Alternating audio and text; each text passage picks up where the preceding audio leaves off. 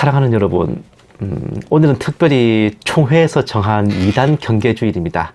대부분 성탄절, 부활절, 추수감사절, 맥추감사절, 사순절, 고난주간 등을 기억하시지만 그런 절기 외에도 특별하게 정해서 기념하는 주일들이 있는데 오늘이 바로 그런 날들 중에 하나예요.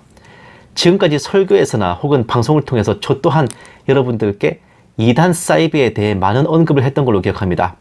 오늘은 특정 2단 교파의 교리 분별이나 그런 허와 실 이런 것보다는 언제나 그렇듯이 어디 가서 쉽사리 들어보지 못하신 얘기들로 나눠볼까 해요. 저 또한 2단 상담사 전문 교육을 받았지만 항상 궁금했던 게 뭐냐면 어떻게 이런 말도 안 되는 소리에 미혹이 돼가지고 폐가 망신을 하고 영과 육을 뺏기냐 그거예요. 더군다나 신천지를 비롯한 유수한 2단들의 교주들 보면요, 가방끈들이 긴 것도 아닙니다. 그런데도 어떻게 그 많은 사람들, 심지어 석박사까지 딴 고학력자들도 이런 미혹의 교리를 분별하지 못하고 눈깔이 삐냐는 거지. 2단 사이비드의 활동을 단순히 탐욕스러운 인간의 사기 행각으로 보면 이렇게 이해하기 어려운데 시각을 좀 다르게 하면 눈이 확 떠져요. 여러분들도 다 아시는 것처럼 구원받은 사람은 본인이 깨우쳐서 자의로 구원받은 게 아니라 태초에 예정되어 택함을 받은 자가 인도하심을 받은 겁니다. 그렇게 구원받은 사람들이 모인 교회는 당연히 예수님의 이름으로 오신 또 다른 부회사 성령님의 통제하에 이 땅에서 그리스도인으로서 살아가게 되죠. 이와 같이 이단들과 거기에 미혹된 사람들은 마귀 역사에 의한 결과이고 악령의 통제하에 놓이게 됩니다. 미혹된 사람의 영에는 악성 코드가 걸려가지고 그의 기도는 하나님께로 상달되지 않습니다. 또 성경을 보는 눈과 말씀을 듣는 귀가 에러가 납니다. 겉으로만 멀쩡하고 일상생활은 정상인 같아도 이단에 미혹된 사람은 근원적으로는 빙의된 것과 같은 상태죠. 그렇습니다. 이단 사이비들의 활동에는 그 배후에 사탄 마귀 역사가 있는 거예요. 인간의 차원에서 속이고 사기치는 게 아니란 말이죠. 사도 바울은 갈라디아서 1장 8절에서 하늘에서 온 천사라도 사도들이 전한 복음 외에 다른 복음을 전하면 저주를 받으리라 했고, 골로새서 2장 18절에서 천사 숭배를 금했습니다. 이는 예수님의 십자가를 바라보고 성령님의 인도하심에 따라 하나님만을 경배하기 위함이 먼저요, 둘째는 마귀가 광명의 천사로 가장하기 때문입니다. 애초에 사탄 마귀부터가 범죄한 천사이고 본인의 초소를 떠난 천사입니다. 그렇게 천군의 대열을 이탈하여 반기를 든 천사들이 홍수 이전에도 한바탕 난장을 치면서 네피림 거인들을 만들어내곤 했죠. 천사는 오로지 명령을 받아 움직이는 종입니다. 인격은 있지만 로봇처럼 사역을 해요. 독자적으로 움직이는 천사는 없으며 인간들의 기도와 부름에 직거래하는 천사는 절대로 하나님의 수하가 아닌 겁니다. 암흑의 천사장을 부르면서 기도문을 외는 사악함을 물리치는 대천사장 미카엘의 전구하며 이런 식으로 하는 로마 카톨릭의 짓거리가 대표적인 천사 숭배의 예시입니다. 그 외에도 무함마드가 천사 가브리엘을 사칭한 악령에게 계시를 받아서 이슬람을 창시했고, 미국의 조셉 스미스가 모로라이라고 하는 천사로부터 계시를 새긴 금판을 바꿔서 몰몬교를 세우기도 했죠. 우리가 천사와 거래를 트고 가불관계가 되는 거는요, 천국에 가서 신령한 육신을 입고 면류관을 쓴 후부터이고, 이 땅에서 천사와 딜을 하려는 것은 100% 거짓 미혹입니다. 즉 창궐하는 이단 사이비들의 영적 배후는 마귀이고, 이들은 그리스도인들 앞에 광명의 천사로 가장하고 삼킬 자들을 찾는 겁니다.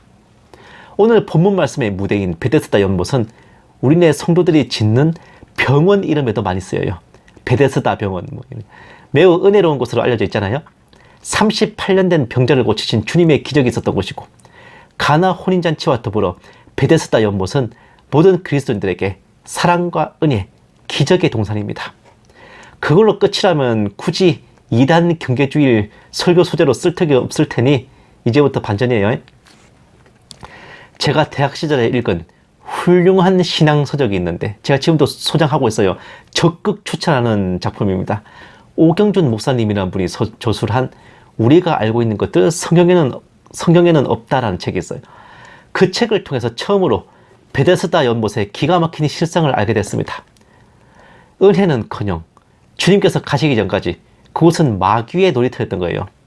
오늘 설교 제목이 배틀로얄, 마치 영화 제목 같은데 승부를 가리는 여러 방식 중에 모든 선수들이 서로 한 번씩 결혼 후에 승패 비율을 따져서 가장 승률이 높은 선수가 올라가는 리그전이 있고, 둘씩 나누어서 결혼 후에 패자는 거기서 바로 아웃이고 승자가 올라가서 또 다른 승자와 대결하면서 최종 승자를 가리는 토너먼트가 있는데, 마지막이 오늘 설교 제목인 배틀로얄입니다. 한 곳에 모든 선수들을 다 몰아넣고 맞짱을 뜨게 해서 1대1로 맞짱을 뜨게 해가지고 살아남은 한 명이 승자가 되는 방식이에요. 프로 레슬링 경기에나 있을 것 같은 이런 개판이 2000년 전에 벌어졌던 곳이 바로 오늘의 무대인 베데스다 연못이었습니다. 딱 이거죠. 뭐 빠지게 싸워라. 타이밍 맞춰서 물에 내려온 한 놈만 낫게 해준다. 이거 아닙니까? 뜬금없이 나타난 천사가 물을 한번 휘휘 젓고 사라지면 그때부터 치열한 배틀로얄이 벌어지는 겁니다. 그곳에 모인 환자들, 병자들이 서로 1착으로 물에 내려가려고 아사리판 벌였을 것은 안 봐도 유튜브죠. 선착순 한 명 시작! 이거 아닙니까? 주님께서 왕림하시기 직전까지 베데스다 연못은 이런 피도 눈물도 없는 마귀의 놀이터였습니다. 과연 그 정체불명의 천사는 정말 하나님의 천사였을까? 이게 다른 역문에는요, 주의 천사, 하나님의 천사라고 적어놓기도 한데, 한 놈이든 어쨌든 병을 고쳐주니까 거기 있는 사람들 눈에는 그렇게 보였을 법도 하지만, 만약 진짜로 특별히 베데스다 연못을 담당한 하나님의 천사였다면 예수님께서 행차하셨을 때 당장 튀어나와서 물가에 엎드려서 주님을 맞이했어야지. 뻔히 그곳에 주기적으로 내려와서 물을 휘젓는다는데 주님께서 38년 된 병자와 면담을 하시고 고치시는 동안 코빼기도 안 비치는 게 무슨 하나님의 천사입니까? 그냥 순도 100% 마귀죠. 사랑하는 여러분, 이 베데스다 연못을 보면은 이단의 속성이 보이지 않습니까? 힘들고 고단하고 외롭고孤独한 사람들이 모여들어요. 그런 자들 앞에 물을 휘젓고 가는 천사라는 가짜 구원자가 있어요. 물이 휘저어질 때 먼저 내려간 사람만 치유, 즉 구원을 받는 행위 구원입니다. 게다가 잔잔하던 연못이 간헐천마냥 진동하고 그 물에 처음 들어가면 병이 낫는 뭔가 비주얼하고 기적 같은 은사노론도 있어요. 그렇지 않아도 뭔가 힘들고 이제 고단한데 저 사람을 따라가면 구원받을 것 같고, 또 나도 뭔가 열심히 하고 있으니 더더욱 구원받을 것 같고, 뭔가 있어 보이고 대단해 보이고 정말 뭔가가 벌어지고 있으니 얄짤없이 걸려들어서 미혹되는 겁니다. 사랑하는 여러분, 이단들이 그럴듯해 보이는 이유는 정말 그럴듯해서 그럴듯해 보이는 게 아니에요.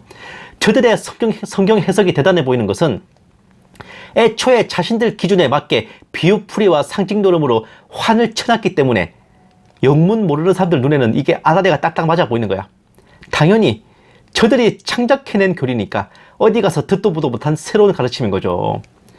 기존 교회와 교리에 대해 느끼는 깝깝스러움, 꽉 막혀있는 그런 답답함을 시원하게 끌어주는 듯 하다고 여길 수 있지만, 그것은 실제로 정말로 끌어주는 게 아니라 일종의 마약이, 불량식품 같은 효과입니다.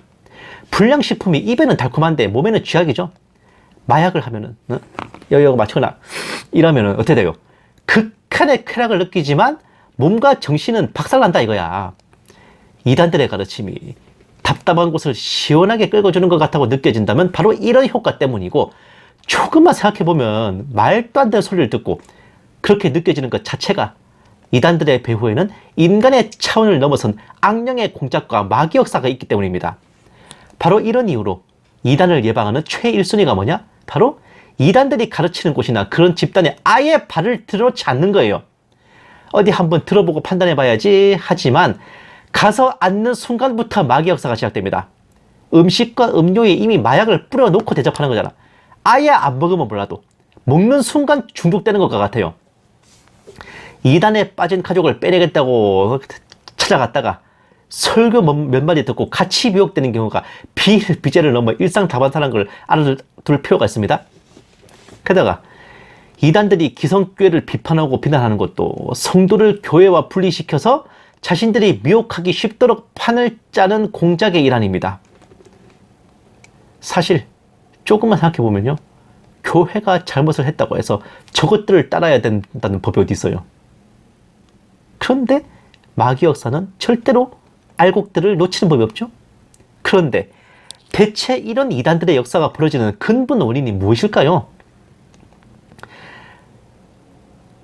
사랑하는 여러분, 이단들의 창궐은 초대교회 때부터 있었는데 정확히 언제부터인가 이곳저곳 전도를 하고 교회를 세우고 성도들이 늘어나면서 교회가 외부 팽창을 멈추고 내부 관리로 전환하면서부터입니다. 사도들이 방방곡곡으로 다니며 전도하고 복음을 전하고 병을 고치고 귀신 쫓을 때는 이단들이 어디 있었어요? 교회가 안정되고 제법 규모를 갖추면서 전투형 교회가 아닌 관리형 교회로 변신하는 순간 이단들의 역습이 시작된 겁니다. 야성을 잃어버리고 안주하고 공격을 멈추고 방어로 전환한 순간 거꾸로 마귀들의 공격을 받는 것이고, 그것이 곧 이단 사이비들의 창궐로 드러나는 겁니다. 제가 좀 좋아하는 북한 노래 중에, 이게 북한 군가인데 공격전이다라는 곡이 있어. 공격전이다. 이게 2절 가사가 뭐냐면은, 산악이 막아서도 답보가 없다. 대적이 밀려와도 방어가 없다. 순간도 멈춰없이 맞받아치는 그 전법은 필승불패다라는 내용. 후렴구는 혁명 방식은 번개처럼 공격, 우레처럼 공격, 공격전이다예요. 오늘날 이단들의 공격을 마주한 교회들이 정말 새겨야 될 대목 아닙니까? 교회가 야성을 잃어버리고 공격을 멈춘다면 어떤 모습이 벌어집니까? 일단 주의 종이나 성도나 교리에 취약해져요. 사역자는 성경 공부를 안 하고 말씀 연구를 안 해요. 설교하기 편한 대로 문자적 팩트는 접어두고 상징론은 비유풀이로 풀어댑니다. 전도를 하거나 목회 현장에서 뭔가 교리로 옥신각신하는 일이 생기면 권위로 억눌러서 외면해버리거나 저 사람은 구원받을 예정이 없어 라는 식으로 예정론을 악용하는 깽판벌입니다. 아무리 구원은 예정된 사람이 받아도 누가 예정됐을지 모를 일이잖아. 그 예정이 나를 통해서 진행되는 것일 수도 있잖아요. 땅끝까지 증거하며 전도하라는 건 주님의 지상명령이고 우리가 해야 될 도리인데 이런 건 생각도 안 합니다.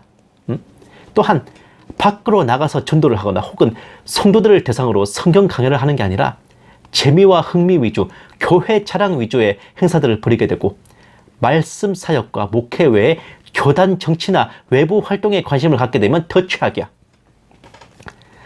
성도들이 쓸데없이 말씀을 많이 알고 신학과 교리에 눈뜨게 되면 방해가 되니 지식만 쌓아서 머리가 굵어지면 안 된다 운운하면서 성도들을 말씀에 무지한 상태로 만들어요. 자기 교회 성도들이 얼마나 구원의 확신이 있는지, 얼마나 주님의 오심을 사모하는지 이런 건 관심도 없고 알아볼 생각조차 하지 않습니다. 다른 곳에서 휴거와 재림에 대해 전해 듣고 와서 문의하는 성도가 있다면 계시록은 비유와 상징으로 봐야 한다 하면서 아주 친절하게 뭐라 그러냐? 계시록을 문자로 보면서 세대 주인이 휴거니 하는 것은 이장님식 시한부 종말론이야 라고 덧붙이는 건 서비스입니다. 칼빈주의 예정론을 악용할 요량이면 구원의 확신이라도 똑바로 갖춰야지. 그런데 그렇게 했다가는 봉사와 헌금을 소홀히 할 우려가 있으니 필요에 따라 알미니안주의를 한 스푼, 두 스푼 끼얹는 건 덤이고요. 교회 재정에 확충이 필요하다 싶으면 부흥 강사님을 초빙해서 집회합니다. 한탕 땡겨요. 드려요 주님께 싸그리 바쳐요 하잖아요. 목회자의 권위를 좀 세워야겠다 싶으면 이단 전문 강사님을 초빙해서 강의를 합니다. 담임 목사에게 반기를 들거나 반대하는 행위는 교회를 분열시키는 신천지의 추수 전략이라면서 약을 쳐요. 담임 목사의 비리와 부패로 인해 성도들이 반발해서 분규가 생긴 교회들을 예로 들면서 신천지가 개입해서 저렇게 됐다라고 해버리면 이후 목사가 뭔 짓을 해도 거기에 대해 비판하고 지적하는 성도는 신천지 추수꾼으로 몰리는 부가 효과를 얻게 되니 이 정도면 진짜 이단들하고 악어와 악어새 같은 공생관계 아닌가 싶을 지경입니다. 주의 종이 성경대로 안 가르치고 재림 소망이 상실돼서 현재에 안주하고 전도도 안 하고 물질과 명예를 탐하고 구원의 확신은 흔들리고 성경에 무지해버리면 이보다 더한 알곡들 없어요. 누구 입장에서 알곡이냐고요? 요컨대 목사가 쓰레기고 성도들이 병신이면 추수꾼들이 눈에 불을 켜고 달려들 옥토밭입니다. 어디 추수꾼이겠어요? 진짜 오늘날의 베데스다 연못이라겠죠. 그러나 그 마귀의 놀이터인 베데스다 연못도 예수님이 행차하신 순간 은혜와 기적의 장소로 한 큐에 디비졌습니다. 예수님 없는 베데스다와 예수님 있는 베데스다는 그야말로 상전벽해입니다. 우리네 교회 또한 마찬가지죠. 오신 예수님에 대한 확고한 믿음, 구원의 확신과 오실 예수님에 대한 확고한 믿음, 재림의 소망이 성경대로 올바로 가르쳐지고 목사와 성도가 함께 말씀을 상고하고 함께 나누면서 전신갑주에 기름칠을 하고 칼을 싹싹 갈고 있다면 거기는 옥토밭은커녕 추수꾼들이 왔다가 기저초풍을 할 지뢰밭입니다. 함께 말씀을 배우고 함께 말씀에 대해 묻고 답하고 서로를 맹수와 같은 강한 군사로 만들어가는 그것이 대장 되신 우리 주님의 뜻일 것입니다. 베데스다 연못을 휘휘 젓는 천사를 향해서 이 새끼가 어디서 약을 팔아? 천사 1000대만 맞자. 이와 들어와 확 그냥 이렇게 내던질 수 있는 그런 특급 전사, 다른 누군가가 아닌 저와 여러분이기를 주님의 이름으로 간절히 축원합니다.